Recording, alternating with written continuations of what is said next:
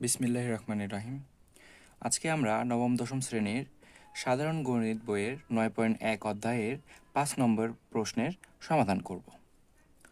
5 নম্বর প্রশ্নে দেয়া আছে এবিসি একটি সমকোণী ত্রিভুজ। এই সমকোণী ত্রিভুজের বি কোণটি সমকোণ এবং দেয়া আছে tan a √3 হলে √3 sin a into cos a সমান 3/4 এর সত্যতা যাচাই করো।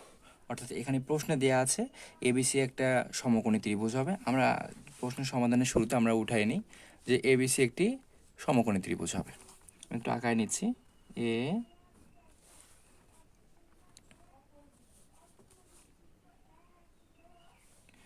আমি ধরে নিলাম এটি হচ্ছে এ, এটি বি এবং এটি সি।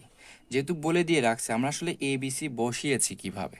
আমাদের যেহেতু এখানে বলে দিয়েছিল যে tan a √3, তার মানে এটা সূক্ষ্মকোণ অবশ্যই বুঝতে পারছি, কিন্তু বি কোণ এবং সি কোণে যত ঝামেলা হবে। কিন্তু আমরা আসলে বি কোণটি কেন এখানে সমকোণ আকারে দিলাম, কারণ হচ্ছে আমাদের প্রশ্নে বলে দিয়ে রেখেছে যে বি কোণটি সমকোণ। এই জন্য আমরা বি কোণটাকে সমকোণে বসিয়ে বাকিটা সি কোণ যেটা ওটা সূক্ষ্মকোণে বসিয়ে দিয়েছি। তাহলে এ কোণ নিয়ে আমাদের প্রশ্ন ছিল, এখানে প্রশ্ন আমাদের দেওয়া আছে, আমরা যদি একটু লিখে নিই, দেওয়া আছে tan a √3। তো আমরা tan সমান সমান আমরা কি জানি, tan সমান সমান আমরা জানি লম্ব ভাগ ভূমি হয়। তো যেহেতু এখানে শুধুমাত্র একটি মান দেওয়া আছে √3, কিন্তু লম্ব ভাগ যদি ভূমি করতে যাই তো আমাদের ভাগের তো কোনো মান দেওয়া নাই। তো যে জন্য আমাদের এটা মনে মনে ধরে নিতে হয় যে এর নিচে আরও 1 আছে, ভাগ আকারে 1 আছে। তাহলে এখন আমরা তুলনা করতে পারি যে tan a সমান সমান লম্ব ভাগ ভূমি, লম্বের মান √3 আর ভূমির মান 1। তাহলে যদি আমরা এখানে যেহেতু কোণ নিয়েছি, সূক্ষ্মকোণ নিয়েছি এর বিপরীত পাবো এটা, তার মানে কি বিসি হচ্ছে লম্ব হবে এবং এ বি হবে ভূমি। একইভাবে দেখুন আমাদের এখানে আছে সাইন এ এবং কজের মান।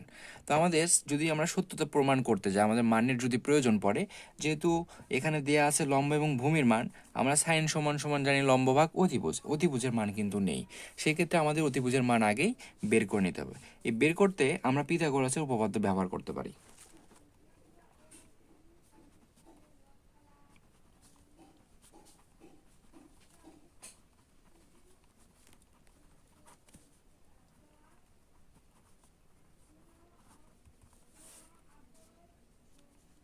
আমরা জানি পিথাগোরাসের উপপাদ্য অনুসারে অতিভুজ স্কোয়ার সমান সমান লম্ব স্কোয়ার যোগ ভূমি স্কোয়ার।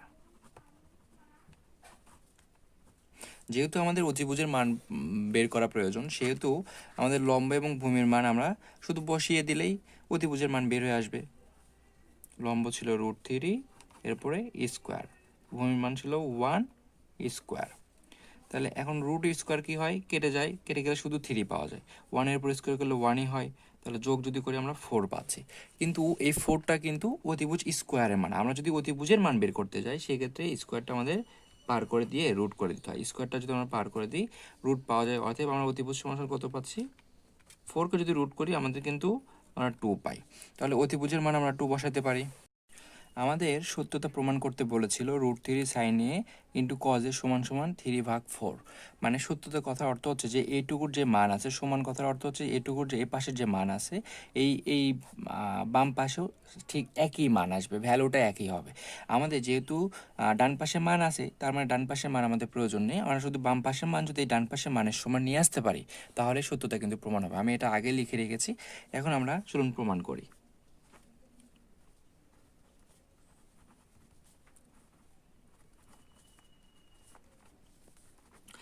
আমাদের √3 কিন্তু সাইন এ এবং কজের সঙ্গে গুণ ছিল, এই জন্য আমি গুণ আকারে লিখেছি। সাইন এ ইকুয়াল আমরা কি জানি, সাইন এ ইকুয়াল জানি আমরা লম্ব ভাগ অতিভুজ। যেহেতু এ কোণ নিয়ে কাজ করছি, এ কোণ নিলে লম্ব হয় √3 এবং অতিভুজ হয় 2।